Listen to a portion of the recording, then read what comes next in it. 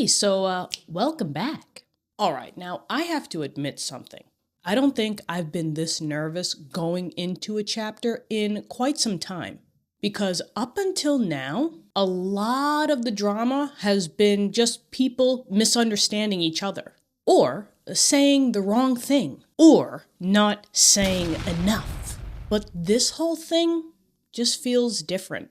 Now, Elizabeth tried to make sure that Lydia does not go to Brighton. And our Lizzie, she warned her father. She said exactly what was on her mind. And he still let Lydia go.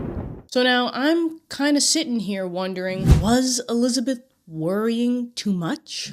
Or is this one of these moments that Jane Austen is quietly setting us up for something? I honestly have absolutely no idea. Also, can I just take a second to appreciate you guys? I swear, reading this with all of you guys has become one of my favorite parts of my day. I love that we're all figuring this out together. And I also love that somehow you guys have made me understand this whole Regency world without any spoilers. Now that is a very, very impressive balancing act. So, Lydia's going to Brighton, guys. Elizabeth has done basically everything that she could do. Darcy is somehow still living in my brain rent-free, even though he's nowhere around. And Wickham, I think it's for sure that I just don't trust this guy for 1 second. He's donezo. All right, so let's see what Jane Austen has in store for us in this chapter. So let's do this. Chapter 42, here we go. All right, so chapter 42, guys, I am super, super excited.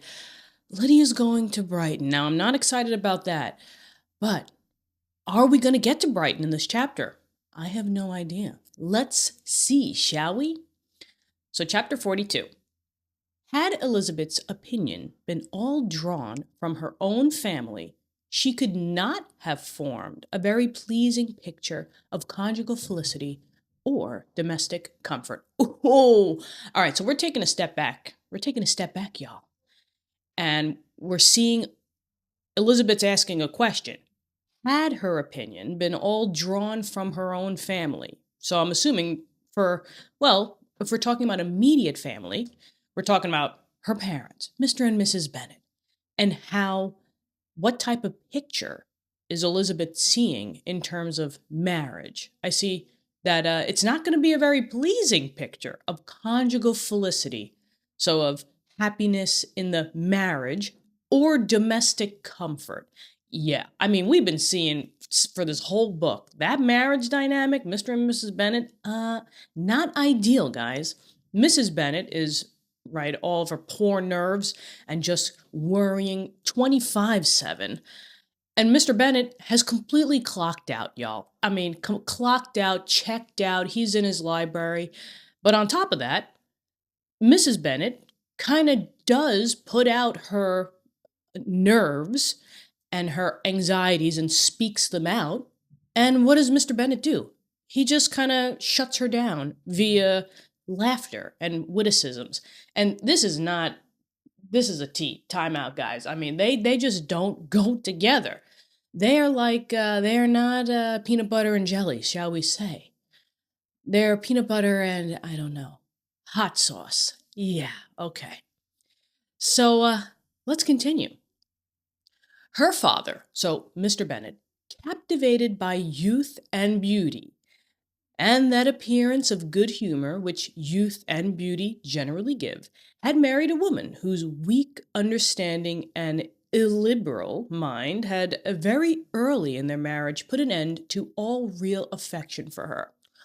Oh, he was frauded, guys. I guess this is what it is. Fraud.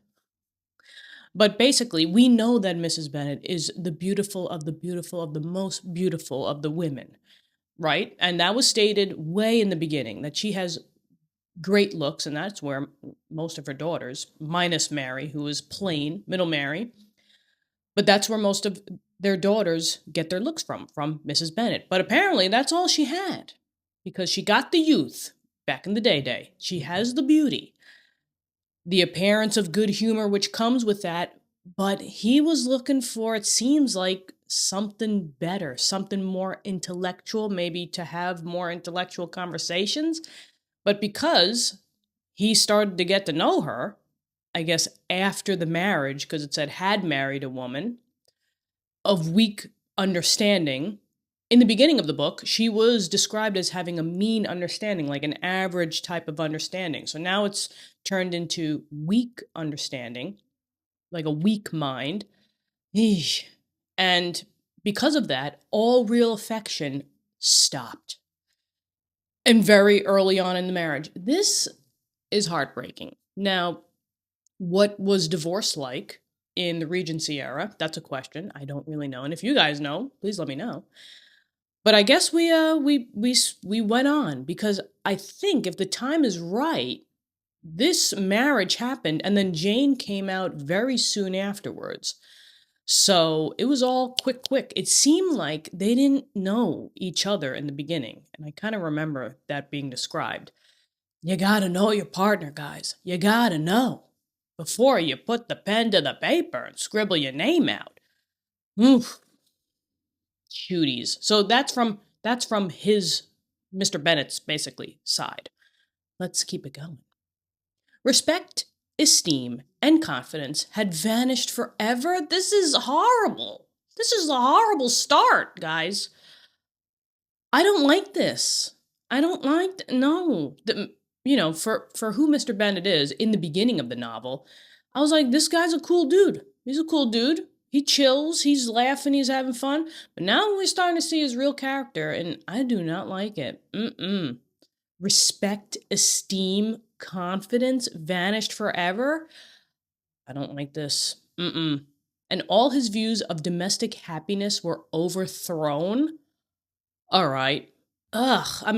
Overthrown, right? All his views of domestic happiness were overthrown, tanked, demolished, incinerated. Oh my gosh. But instead of, talking it through, maybe he did. Because it did say that a woman with weak understanding.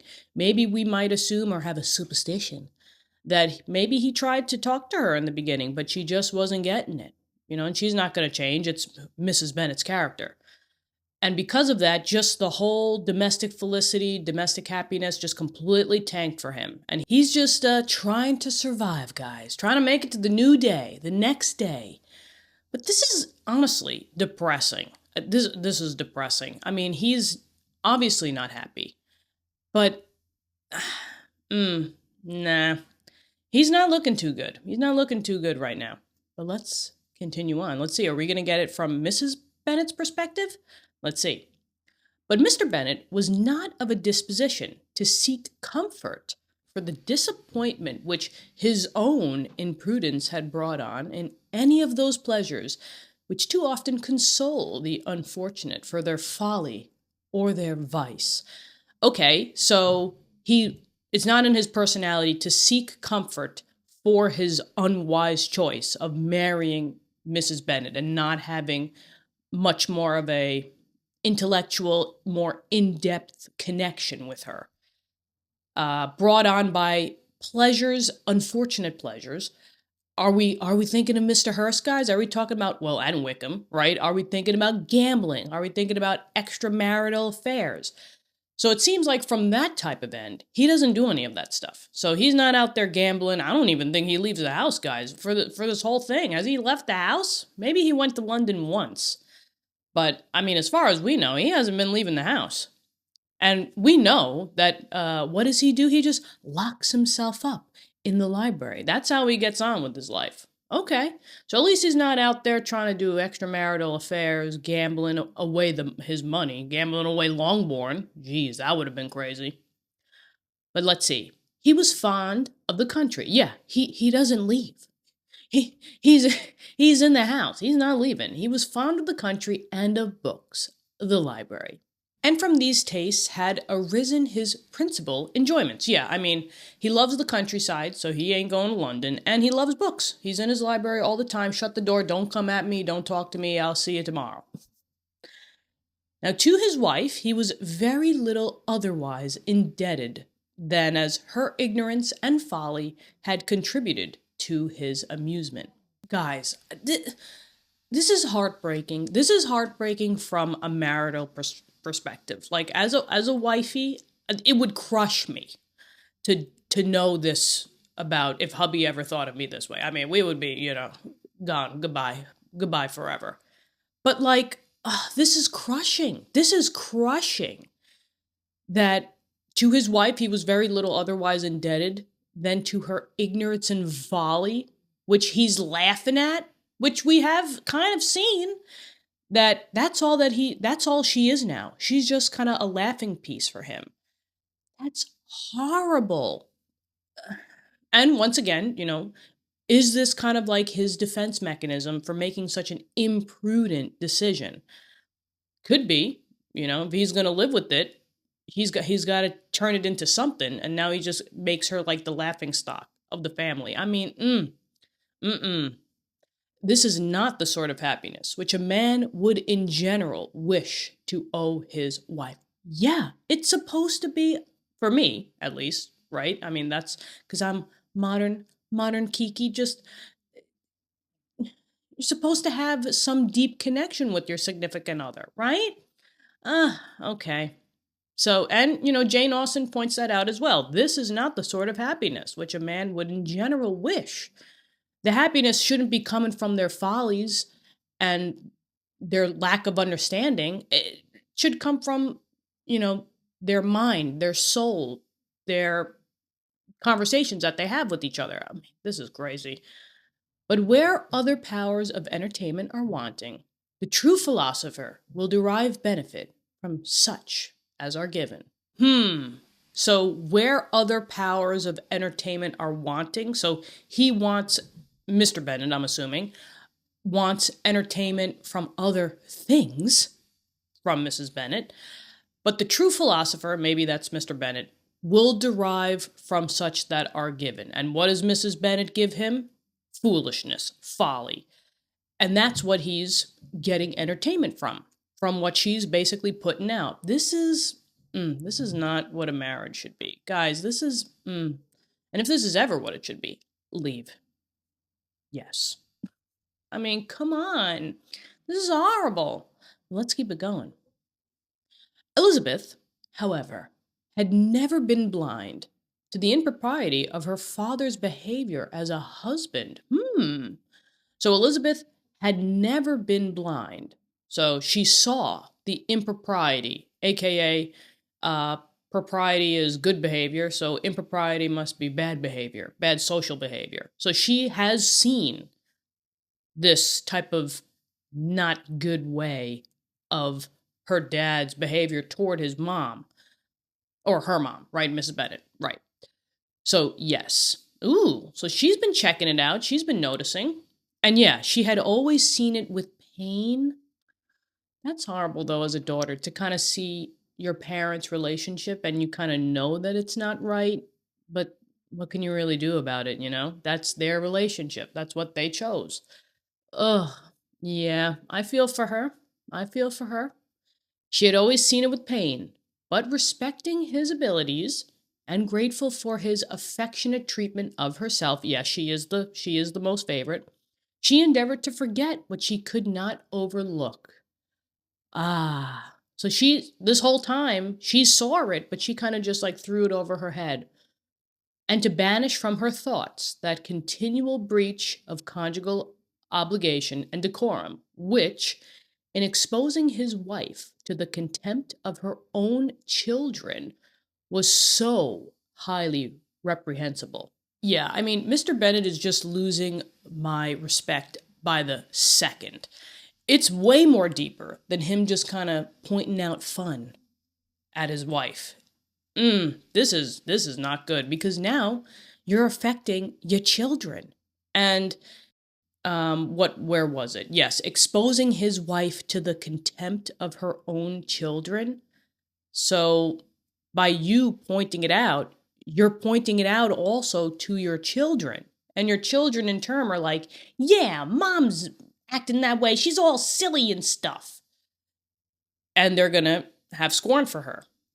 This is a family affair, guys. And once again, it trickles right? There's one little riff which trickles out to the rest of the family. So, oh gosh, this is a horrible.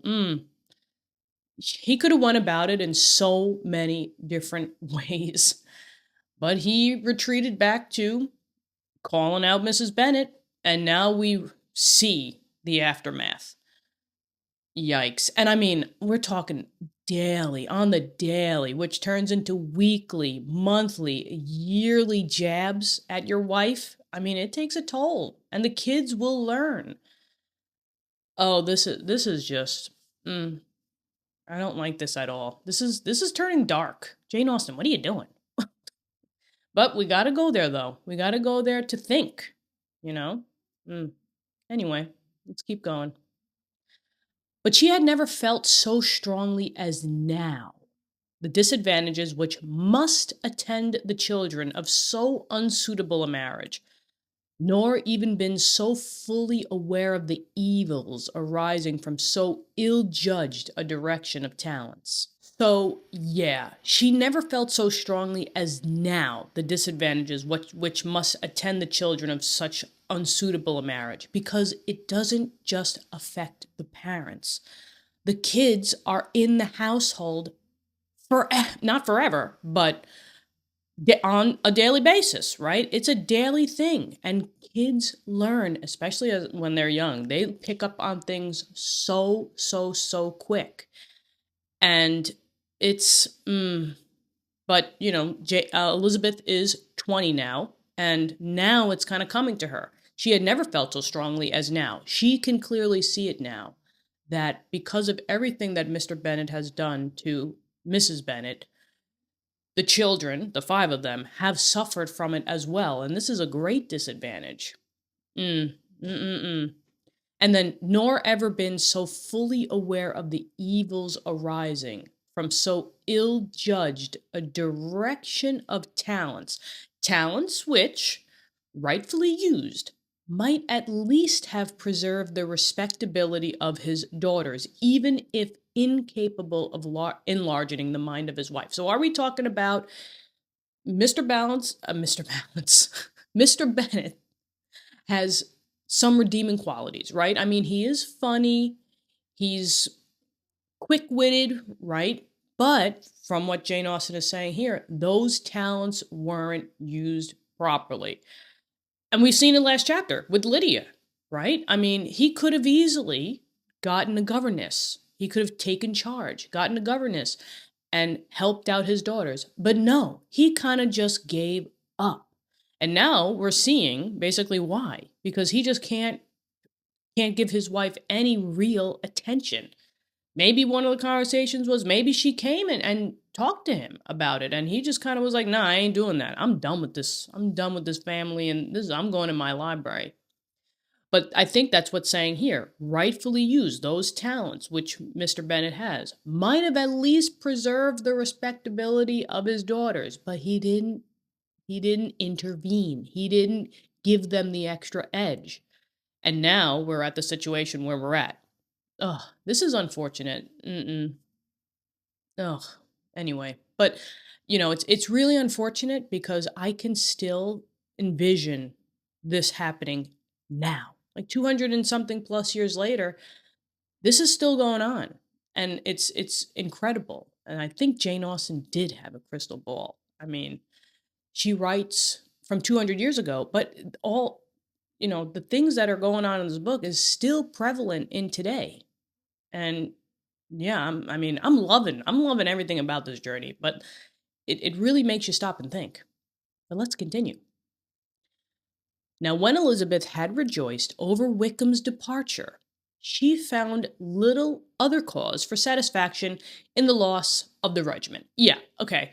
So Wickham's gone, the militia's gone, they're going to Brighton, and Elizabeth's like, yeah. And she found little other cause for satisfaction in the loss of the regiment, why they were leaving, Meryton.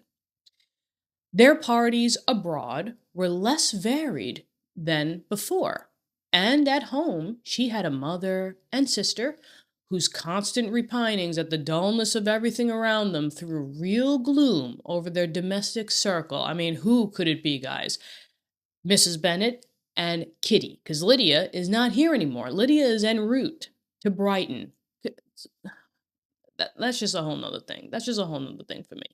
Now, also, it seems that Elizabeth is kind of thinking internally about what's going to happen when the regiment is leaving. Well, yeah, the regiment's gone, but the parties abroad were less varied than before. Obviously, they're less varied because the military men aren't here. So we're now kind of going back into a smaller circle for the families of Hertfordshire. And who isn't liking that? Just like we said, guys, Mrs. Bennet and Kitty. And though Kitty might in time regain her natural degree of sense, might return in time, guys, she's down for the count. She's down for the count until Lydia gets back. Let's not that's just what it is. But let's see. So, and though Kitty might in time regain her natural degree of sense, since the disturbers of her brain were removed, the militia. Her other sister, from whose disposition greater evil might be apprehended, was likely to be hardened in all her folly and assurance by a situation of such double danger as a watering place and a camp. Now, the other sister has to be Lydia, and maybe that's also one of the disturbers. I don't know. I'm thinking more of the disturbers of Kitty's brain was the military men, but maybe because Kitty can't think for herself and Lydia's always around and Kitty just thinks whatever Lydia is, maybe she's also like a mental disturber. We need Lydia out of the way so that Kitty can think for herself. But her other sister, aka Lydia, from whose disposition greater evil might be apprehended, was likely to be hardened in her folly. Now, there's a double danger here, right? There's a watering place and a camp. Now, we know that Lydia is going to Brighton. That has to be the situation. That's the double danger. A watering place and a camp. Now, a camp, aka where the militia is. There's going to be tons of guys there. And from what you guys have told me, Brighton is much larger than Meryton. So there's going to be a lot more people. It's more fashionable. And it's by the seaside. So a watering place, maybe because it's by the sea? I don't know. But yeah, but I mean, isn't going to the beach kind of like soothing? That's just me. But it's a double danger. It's a watering place. Maybe because it's the seaside, more people go there. But definitely the camp for the militia boys. But let's keep it going. Now, upon the whole, therefore, she found what has been sometimes found before, that an event to which she had looked forward with impatient desire did not, in taking place, bring all the satisfaction she had promised herself. Now, this is talking about Elizabeth, right? She found what has sometimes found before, that an event that she looked forward to did not bring all the satisfaction. Yeah, I would say, I mean, guys, is this not human nature at its finest? You think that some type of maybe event or purchase is going to give you such grandiose satisfaction, and then the event happens, or you buy something that you really needed, and then you're kind of the same. I mean, I've been there. Mostly with, purchasing. And you know what it is, guys? It's a planner. It's a planner. I fall for the planners. And I actually just recently bought a planner that started on August 1st. And guess what, guys? August 1st came and went. I didn't write down anything in the planner. And I can't use it now.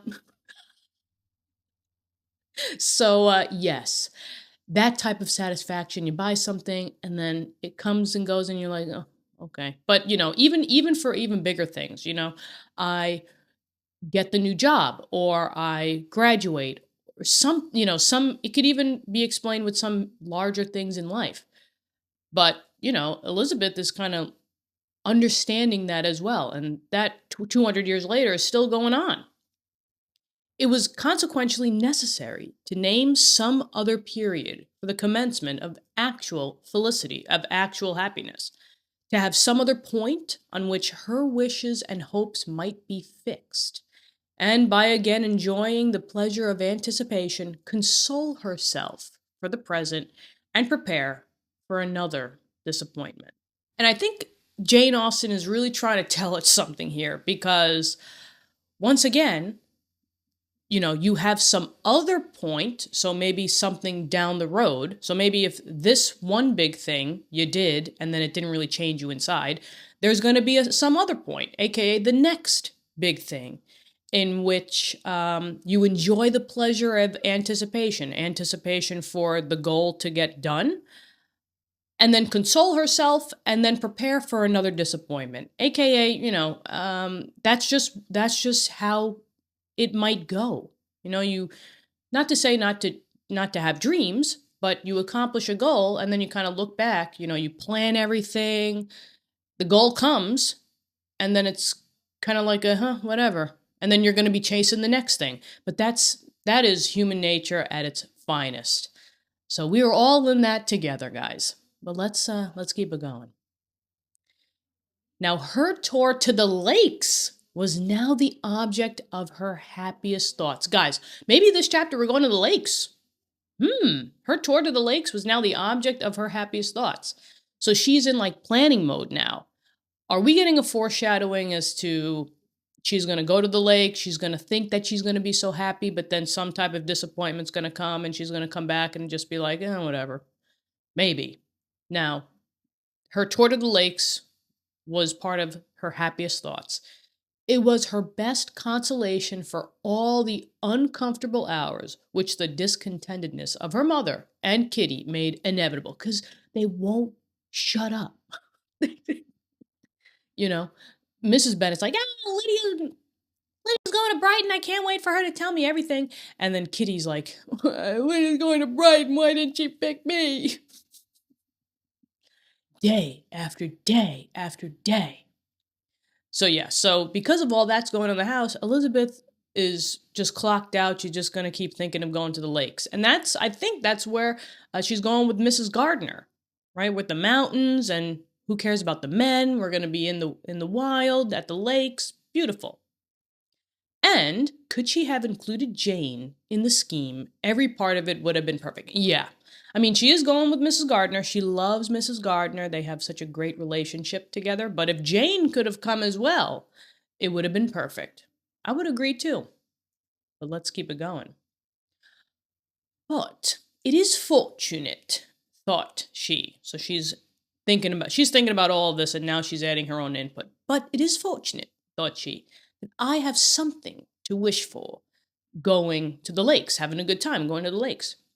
Were the whole arrangement complete, my disappointment would be certain. Yeah, I mean, had everything went, the lakes is gone, right? She went to the lakes, everything, my disappointment, aka back to reality, right?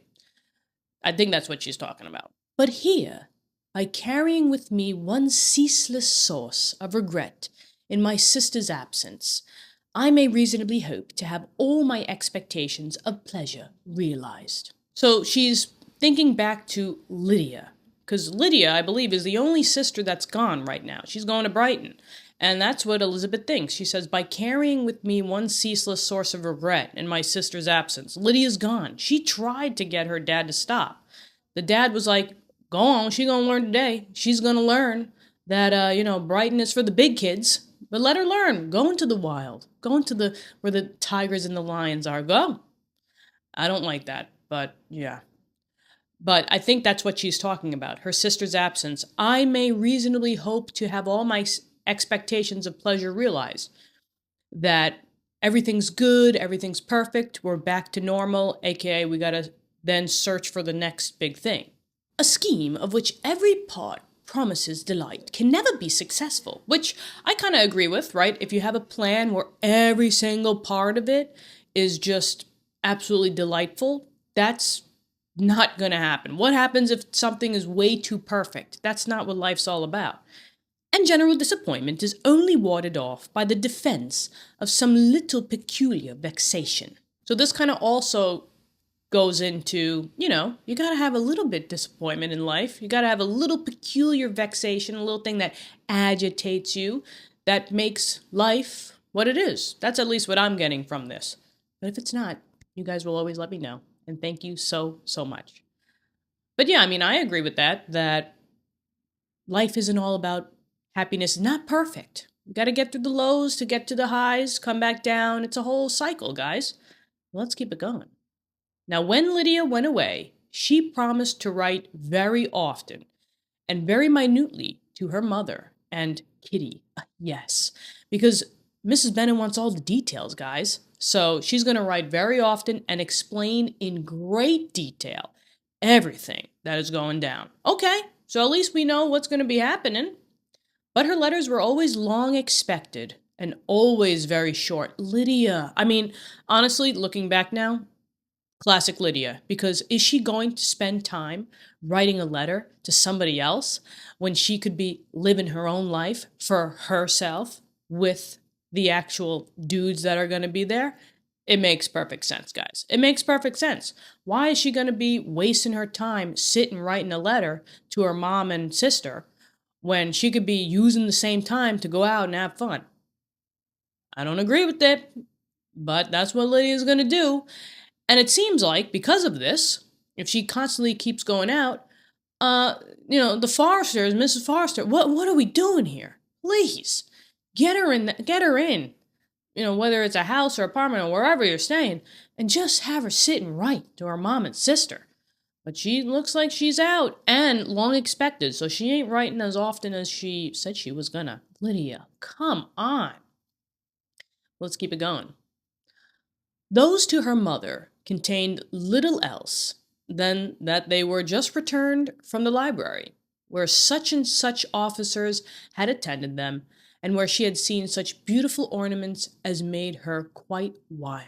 Now, guys, I cannot see that Lydia's going to libraries. No way. You cannot convince me that Lydia is going to libraries. She's returning from the library. She ain't reading no books. She might not even know how to read. I don't know. Which is highly unfortunate. Mr. Bennet, you lose an even more respect. But maybe library is another sense of the term that you guys will let me know. Thank you.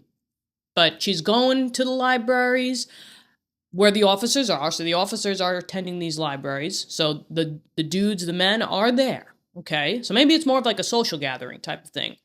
And where she had seen such beautiful ornaments as made her quite wild. She only cares about boys and fashion and balls, guys. So maybe this is some type of social arrangement, maybe a ball, maybe some social gathering where ornaments are what maybe the women are wearing. And she's going absolutely crazy because she doesn't have it, probably for herself. So she's going absolutely wild. She's got her bonnet, guys, but there are other ornaments out there.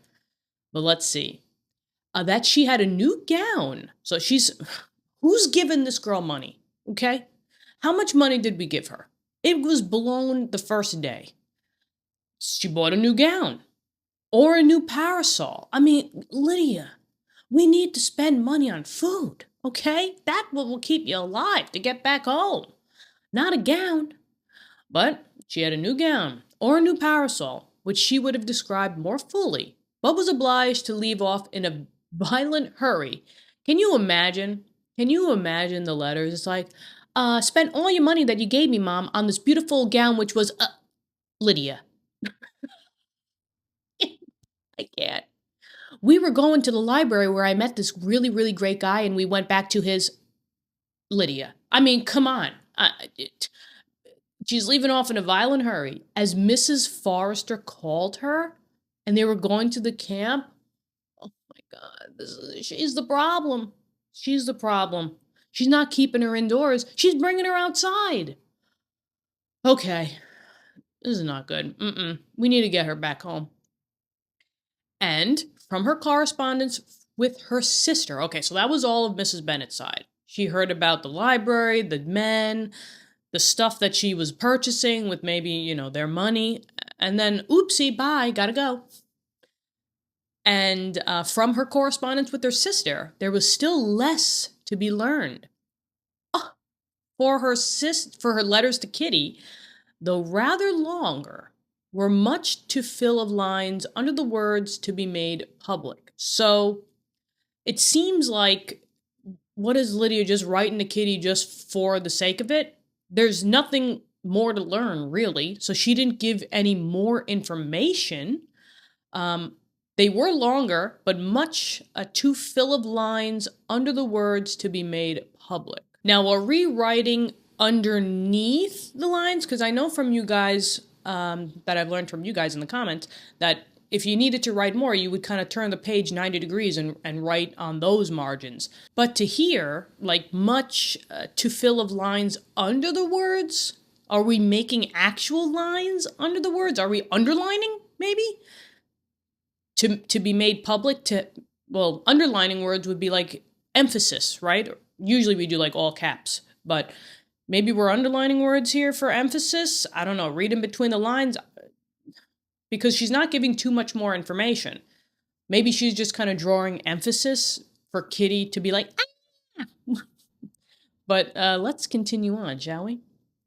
Now, after the first fortnight or 3 weeks of her absence, guys, I know vacations are much longer over there. I know that. But we need to wrap this up. 2 weeks, 3 weeks. This has been 2 days, 3 days. Bye.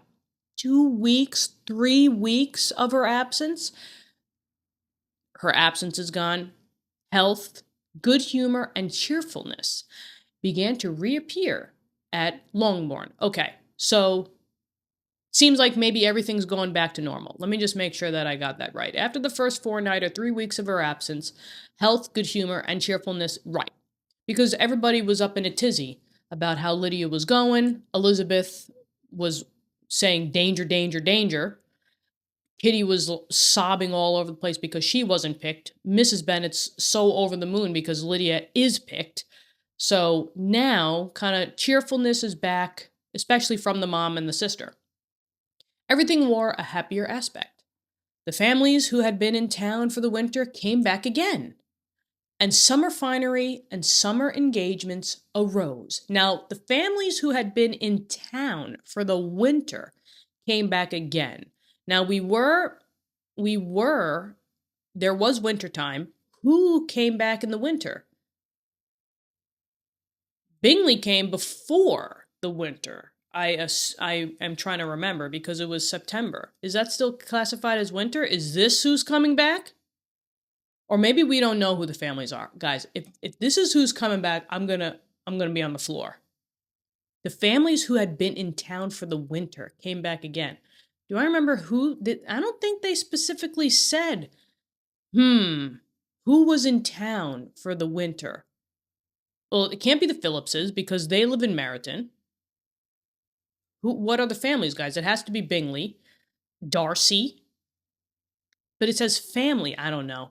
It can't be Lucas Lodge because they live in Hertfordshire, right? The Lucases. Is it the Gardiners? I have no idea. I don't remember them saying anything about them coming to winter or, coming back to the winter. But let's see, right? Because now summer finery and summer engagements arose. Happiness, new beginning, right? This is summertime. Meanwhile, Lydia's off to Brighton. Now, Mrs. Bennet was restored to her usual querulous serenity. Yeah, we're back. We're back to normal paid programming, guys, okay? And by the middle of June, Kitty was so much recovered as to be able to enter Meryton without tears. Well, thank goodness the militia's not there anymore, because nobody's going to be looking at her, all teary-eyed Kitty is. So she can finally go back into town, guys, into Meryton town, without crying. Oh my gosh. And this is 2 weeks, 3 weeks after the fact. Okay. An event of such happy promise as to make Elizabeth hope that by the following Christmas she might be so tolerably reasonable as not to mention an officer above once a day. We're talking about Kitty here. This is a big hope. This is a big hope. Unless by some cruel and malicious arrangement at the War Office, another regiment should be quartered in Meryton. Yeah. So Kitty's coming back to normal, and Elizabeth's like, the men are gone. I hope, fingers crossed, they do not come back to Meryton for Kitty's sake. Because by the following Christmas, we're in summertime now, we're in June, that if the boys are away, out of sight, out of mind for Kitty. apparently, that she's going to be so tolerably reasonable that she's going to be like a new girl, a new teenager, a new adolescent. But it would be very cruel for the boys to come back to Meriton because then we're starting all over, square one again. And maybe by Christmas time, Lydia will come back, and yeah, that's not going to be good. But let's continue. Now, the time fixed for the beginning of their northern tour was now fast approaching. Who's their northern tour? This has to be the militia, right? The time fixed for the beginning of their northern tour was fast approaching.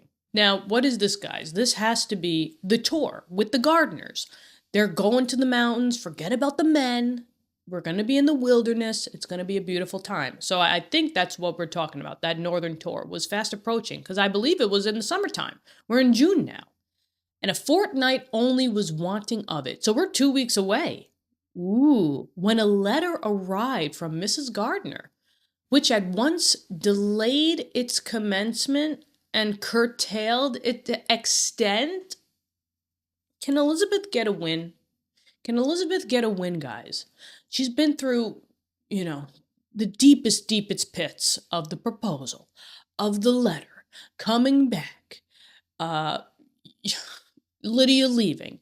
Now, the tour is now going to be delayed, but then curtailed. It's going to be shortened. Oh, Mrs. Gardiner, why are you doing that? Maybe because of Mr. Gardiner's schedule? I don't know. But don't be doing that. Come on. Ugh. All right. So we got to wait a little bit more than 2 weeks. But let's see. Now, yes, okay, that makes sense. Mr. Gardiner would be prevented by business because they're both going, right? They're going with the Gardiners, not just Mrs. Gardiner. So Mr. Gardiner would be prevented by business from setting out till a fortnight later in July. So now we're 4 weeks away, guys. Oh, and must be in London again within a month. So that's not going to be, so maybe it was supposed to be like 6 weeks and must be in London again within a month. So let's just say 4 weeks, right? 4 weeks plus 2 days maybe and change. So they might only leave, the longest they could go is like 4 weeks. But, padding with getting back home, unpacking, all that stuff, getting ready to go back to London, they might even make it shorter. So Mr. Gardiner's got to be in London again. And as that left too short a period for them to go so far and see so much as they had proposed. Yeah, because it's by carriage. We're going to be walking a lot, probably. We love to walk. It's not going to be as far stretched that they could see. So, yeah, left too short a period for them to go so far and see so much as they had proposed, or at least to see it with the leisure and comfort they had built on. Yeah, it was a vacation. They were obliged to give up the lakes and substitute a more contracted tour. Where are we going? What the? That's where Elizabeth wants to be. With the mountains and away from society and just kind of breathe. Okay. We can't go to the lakes, guys. Where are we going? Somewhere north. I guess maybe the northern tour was like north, way up high for England. I don't know. Wherever there's mountains and lakes in there. More contracted tour, okay. And according to the present plan, we're to go no farther northward than Derbyshire.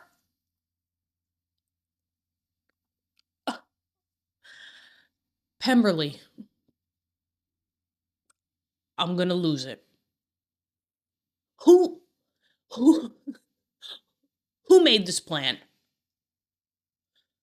Because does Mrs. Gardiner know about she might not, because they did come back to London, Grace Church Street. But I don't think Elizabeth told. This is just okay. Kiki, just take a couple of deep breaths. What's in Derbyshire, guys? Pemberley. Who's at Pemberley? Darcy. This is a recipe for disaster. Let's just turn around and go home, okay? We could maybe make a pool in the backyard of Longbourn, okay? Then we'll be at the lakes. I mean, this is just... Can she get a win, guys? This is a loss. This is a big L. This is... She doesn't want to go here. Let's keep it going. Now, in that county, there was enough to be seen to occupy the chief of their 3 weeks. Yes. So, yeah, they do need a little padding. Now, do we want to really go to Derbyshire for Pemberley? If that's where we're going. She has a new affinity for the personality of who Darcy is, right? That's who she's with. She's with Team Darcy. Okay. At least we're not seeing Wickham. At least we're not going anywhere there. We need to go to... Why can't we just say, let's go to Brighton? Let's go to Brighton. Let's pick up Lydia. I think the times aren't overlapping because we pushed it back a month. Well, 2 more weeks. So in that county, there was enough to be seen to occupy the chief of their 3 weeks. And to Mrs. Gardner, it had a peculiarly... We're just going to go with it, guys. Peculiarly... Say that 3 times fast. Strong attraction. Yes. Okay, that makes sense. That's why we're going. Because that's where she grew up. Yes, that makes sense. Okay. All right. Okay. We might just be going back to childhood home. I'm down with that. Let's go back to childhood home. Maybe they kept it in the family. We're fine. Yes. The town where she had formerly passed some years of her life. Yes. Okay, now it's all tracking. Yes. And where they were now to spend a few days was probably as great an object of her curiosity as all the celebrated beauties of Matlock, Chatsworth, Dovedale, or the Peak. Now, I know of a famous Chatsworth Ave in Westchester area above New York, so like in Westchester area. But I wonder, Matlock, Dovedale... Maybe, I'm seeing that a lot of New York is named after England. Now, this is actually interesting for me. This is like a history lesson. So we're going to see maybe different places within the county of Derbyshire. Maybe Matlock is there, Chatsworth. It's kind of like Longbourn is in Hertfordshire. Maybe Chatsworth, Matlock, Dovedale is all in Derbyshire. So, okay, so we're going to different places. I'm loving it. We're back on track. Kiki's back on the bus. All right, let's keep it going. But Elizabeth was excessively disappointed. Yeah, just like I was, guys. She has set her heart on seeing the lakes. Yes, we know that. She wanted to see those lakes and still thought there might have been time enough. Yeah, it's kind of like, no, we good. No, we'll make it work. I'll run up to the mountains. Okay, we're good. We're going to still go to the lakes. But it was her business to be satisfied, and certainly her temper to be happy. And all was soon right again. I love this. And that's who Lizzie is, right? She'll bounce right back. So at least she's kind of thinking maybe of like the silver lining, where it's like, okay, we might not be going to the lakes, but I'm still getting out of Longbourn. We're going to go to Derbyshire, we're going to go to Dovedale, Chatsworth, just places that she hasn't seen before.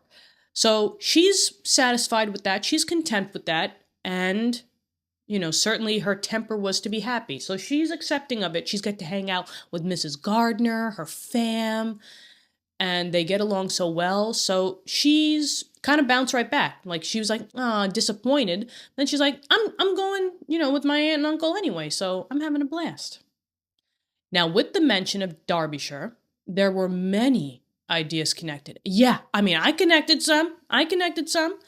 It was impossible for her to see the word without thinking of Pemberley and its owner.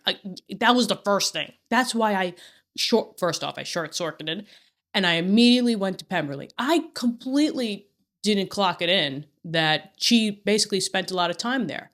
But once it was said, thank you, Jane Austen, now I'm like, oh, okay. I really do think I am Elizabeth. We're very, very, very similar. But let's continue going. Now, yeah, it was impossible to think of Pemberley, and it was impossible to not think of Pemberley and its owner, aka Darcy. "But surely," said she, "I may enter his county with impunity, and rob it of a few petrified spars, without his perceiving me." So Elizabeth is like, I hope to enter Derbyshire without basically him knowing me or noticing me, perceiving me, because I'm coming in with impunity. I'm so inconsequential that, Derbyshire is large. Apparently, we got Matlock, Chatsworth, etc. So, I would assume Pemberley is also a very, very large estate. But if you're around those other areas, how is Darcy going to even know that she's there? Now, rob it of a few petrified spars? That might be something a Regency expert would help me out on. Thank you. But as far as the other stuff, she's like, I'm just inconsequential. I'm just going to be somebody just coming in, and then I'm going to leave, and he's not even going to notice. Okay, I feel you. Let's continue on. Now, the period of expectation was now doubled. Yeah. 4 weeks were to pass away before her uncle and aunt's arrival. Yeah, because we had 2 weeks. Now we have 2 more weeks, right? So 4 weeks were to pass away. But they did pass away, and Mr. and Mrs. Gardiner, with their 4 children, did at length appear at Longbourn. Okay, guys, we're going on vacation. We're not going to Brighton, it seems, but we're going to Derbyshire. Okay, I'm for it. Let's get away from Longbourn for a little bit. We need to get away from Mrs. Bennet and Kitty. And they took their 4 children as well. That's so cute. Yeah, so for a lake vacation with 4 children, that's a lot. Yeah. So the children, 2 girls of 6. We have twins? 2 girls of 6 and 8 years old. Oh, just kidding. 2 girls, 1 of 6 and 1 of 8. Okay. So 2 girls of 6 and 8 years old and 2 younger boys were to be left under the particular care of their cousin Jane. Oh, so they're not going. They're just getting dropped off and having fun at Auntie's house. Cute. So cute, right? And Auntie is Mrs. Bennet. But Jane is going to be the primary care of these 4 kids, which, thank you. And they're going to have so much fun with Jane, honestly, because she's so caring and tender. They're going to have such a blast. And who was the general favorite? It's a win. They're like, we want to see Jane, probably. And the Gardiner's like, yeah, you're going to spend 4 weeks with her. Cute. Well, they get to go on vacation with Elizabeth. Cute. It's all working out. And whose steady sense and sweetness of temper exactly adapted her for attending them in every way. Yeah, she is going to be the most observant person in that family to take care of those 4 kids. And she's going to love every second of doing it. Teaching them, playing with them, and loving them. My gosh, Jane. And, it kind of gets her away from thinking about the whole Bingley situation. So I think it's a win for the kids and for Jane as well. Let's continue on.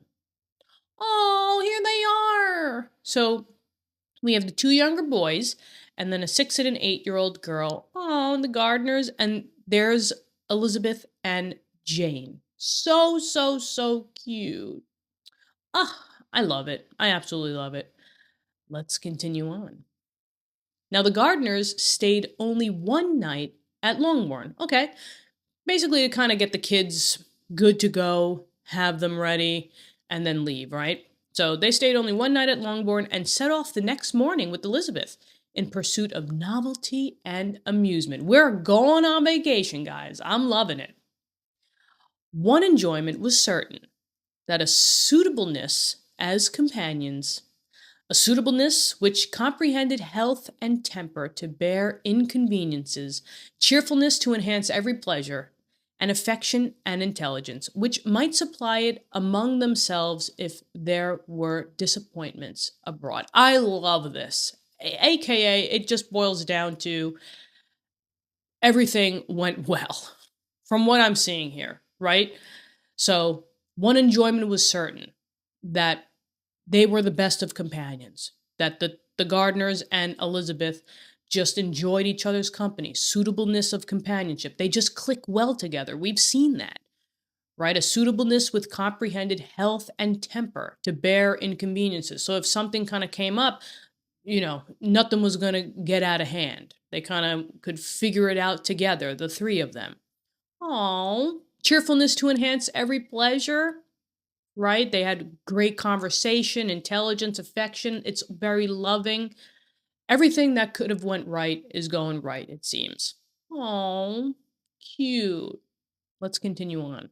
So we're having a good time. It is not the object of this work to give a description of Derbyshire, nor of any of the remarkable places through which their route thither lay. So it's not the object of this work, meaning this novel. So maybe this is Jane Austen talking to us specifically. Like, this is not what this is going to be about. I'm not going to tell you what Derbyshire looks like. That's not what this is about. And I'm not going to tell you about these remarkable places, Oxford, Blenheim, Warwick, Kenilworth, Birmingham, etc., are sufficiently known. So it seems like we're passing through all these, Oxford, Blenheim, etc., Birmingham. So we're not going to talk about them. We're just going to fly right through. And a small part of Derbyshire is all the present concern. What is the small part? Chatsworth? Hopefully? Matlock? Please tell me? Yeah. I'm not liking this. Are we going to Pemberley? We're not. We're going to Chatsworth, guys. We're going to those other places too. Let's see. Now to the little town of Lambton. Okay, so this is the small place in Derbyshire. So the little town of Lambton, the scene of Mrs. Gardiner's former residence. Oh, and where she had lately learned that some acquaintance still remained. So some people that she knew from way back when, they're still there. They bent their steps after having seen all the principal wonders of the country. Okay, so the countryside, maybe of Lambton, and within 5 miles of Lambton, Elizabeth found from her aunt that Pemberley was situated. Oh no, we're very close. We are very close to Pemberley. It was not in their direct road, nor more than a mile or two out of it. So in talking over their route the evening before, Mrs. Gardiner expressed an inclination to see the place again. Okay, so Mrs. Gardiner's like, Pemberley is right here, basically. Let's go see it. Let's go see the estate. And Mr. Gardiner declared his willingness. Oh no. Well, we got 2 out of 3, guys. 2 out of 3. And Elizabeth was applied to for her approbation. Applied to. So maybe waiting for her approval. What is Elizabeth going to say? I mean, as of right now, she is Team Darcy. So in one respect, she kind of knows how Darcy is. But at the other token, right? He asked for her hand in marriage and she said no. So where are we going, guys? Are we not going to see him? What is she going to say? Let's see. My love, should not you like to see a place of which you had heard so much? Yeah, okay, so she does not know what happened. Elizabeth definitely did not tell her anything. So, don't you want to see Pemberley? Like, you've heard so much about it, don't you want to see it? Said her aunt. A place, too, with which so many of your acquaintance are connected.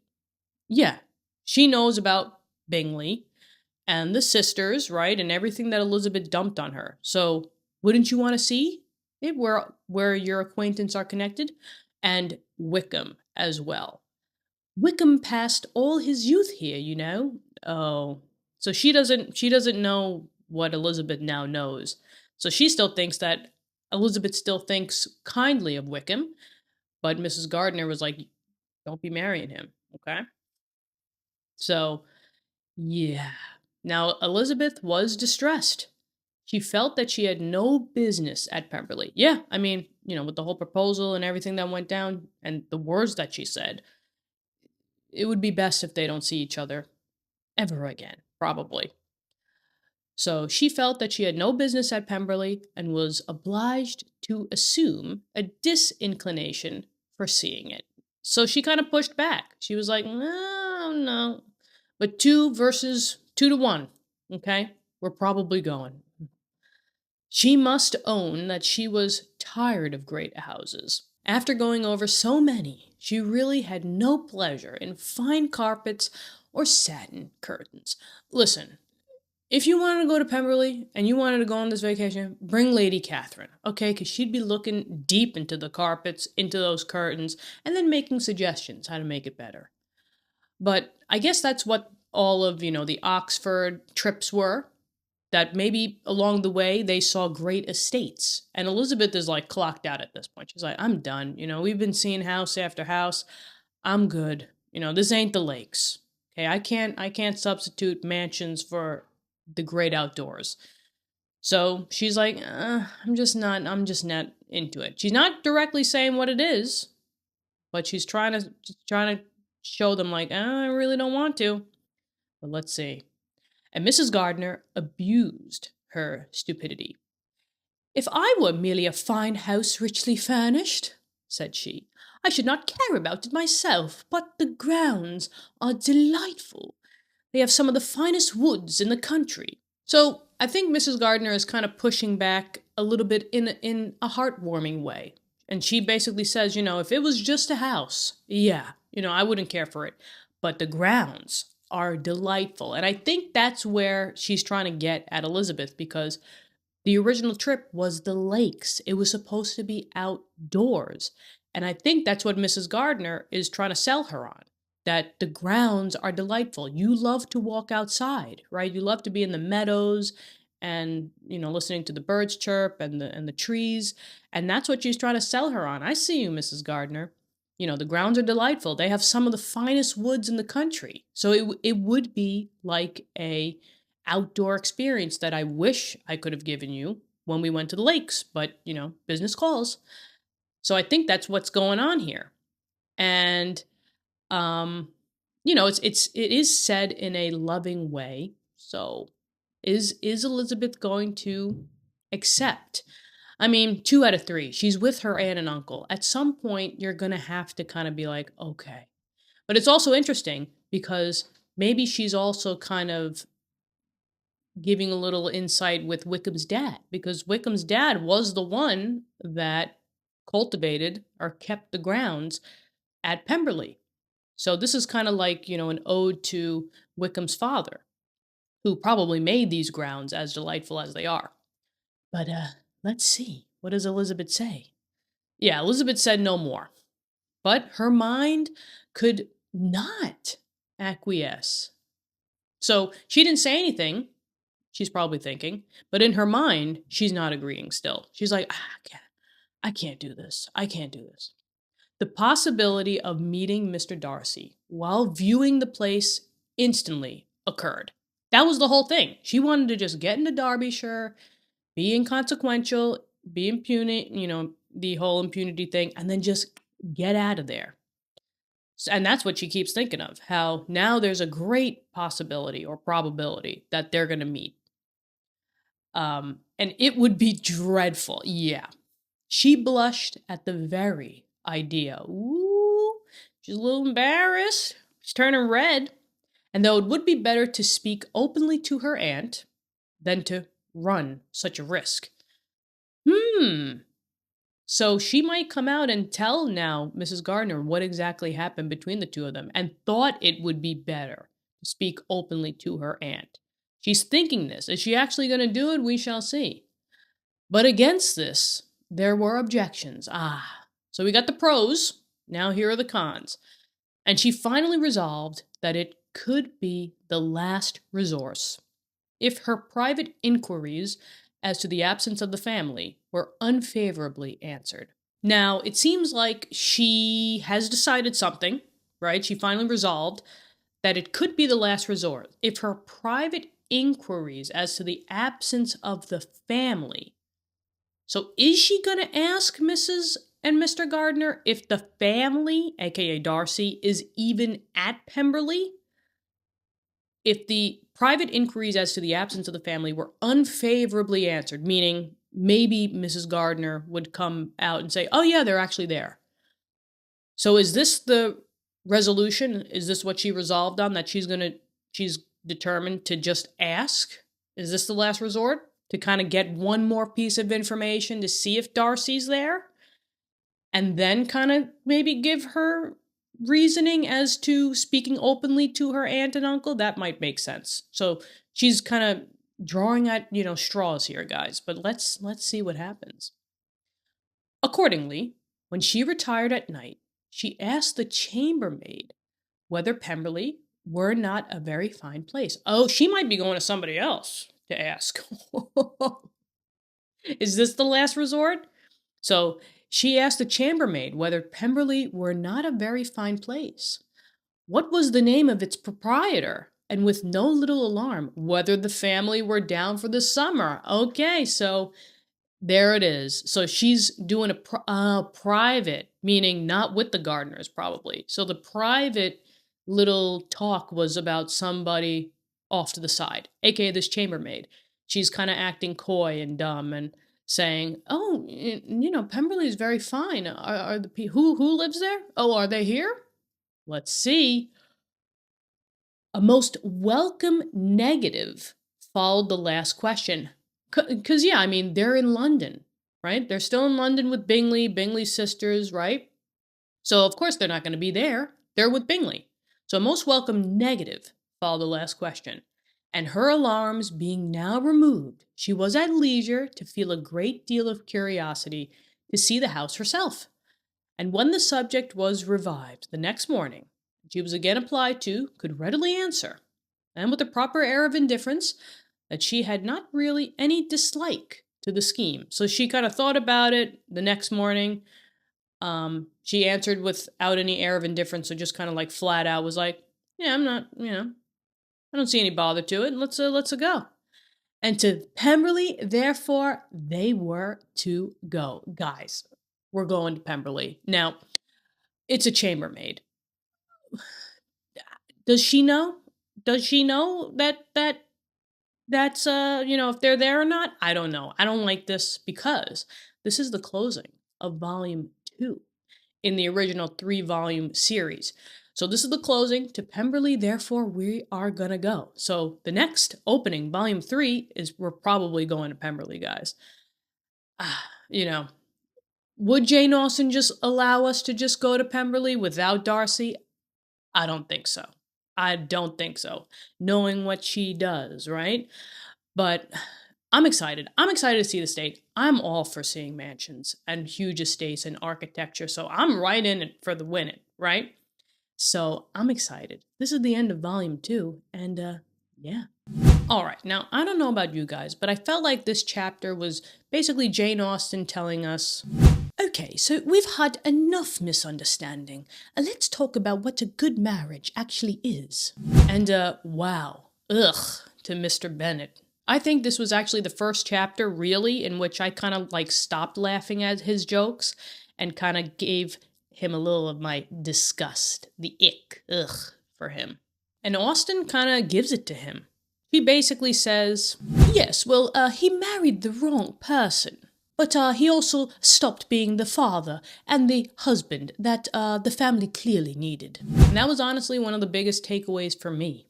And then Elizabeth reminds me as to why she's just an incredible character in this novel. She gets disappointed. She really wants to see the lakes, guys. She lets herself feel the disappointment, but then she moves right on. And I actually think that that's one of her greatest strengths. She doesn't pretend that everything is supposed to be perfect. She just refuses to stay miserable. And then Pemberley, guys. The panic is real. Is Darcy going to be there? Is he not? We shall see in the next volume. All right, current standings. Elizabeth is growing wiser as each chapter progresses. Mr. Bennet is finally turning into basically one of the most tragic characters in this novel, as opposed to one of the funniest. Mrs. Gardiner is still one of the smartest characters in this novel, even though she has no idea what she's dragging Elizabeth into, potentially.